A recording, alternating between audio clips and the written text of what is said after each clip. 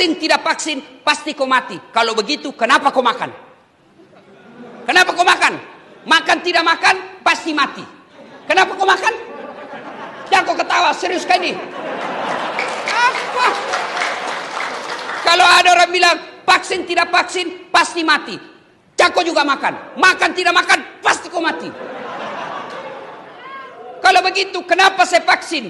Bukan karena saya takut mati, tapi saya vaksin sebagai ikhtiar saya agar saya tidak tertular COVID. Dan yang kedua yang paling penting, agar saya tidak menyakiti orang lain dan agar saya tidak melunarkan penyakit kepada orang lain.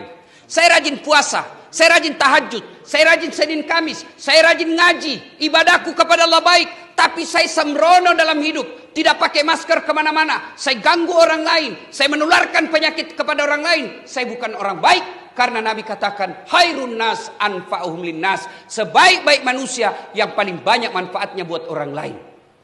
Maka nanti kalau sudah ada program vaksin di lapas ini, vaksin kita. Vaksin. Nah bilang ada orang sudah vaksin Ustaz. Hoax itu bos, hoax. Hati-hati kok di medsos. Tidak semua itu berita baik. Baru-baru kita dengar itu, kita lihat viral. Yang di Dayak apa di mana itu Sudiang. Kenapa mesti ditutup? Kita mesti berdoa. Kan itu ditulis di depannya. Setelah diklarifikasi, memang itu masjid ditutup dari pintu depan. Karena kalau dibuka dari pintu depan, dia tidak tahu siapa ini yang masuk. Gasing ke ada OTG. Orang yang punya COVID tapi tidak kelihatan. Tapi dibuka dari pintu belakang untuk dari kompleks. Maka itu masjid tetap sholat Jumat, tetap sholat berjamaah, tetapi dengan protap. Ditutup dari depan. Kenapa? Karena tidak ditahu kalau masyarakat umum siapa. Dan seluruh kita ini orang Indonesia, ada lagi yang berpikir, kenapa di Eropa orang nonton bola tidak pakai masker? Kenapa di Amerika bebas orang tidak pakai dilihat masker?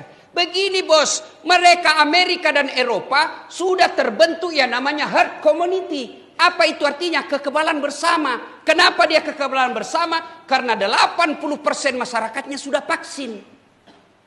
Kalau kita masih banyak kepala batu.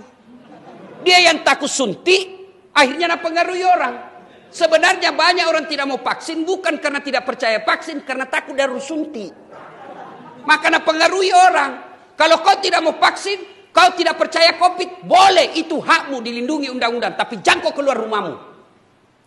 Karena kalau kau keluar dari rumahmu, kau berhubungan dengan hukum orang lain.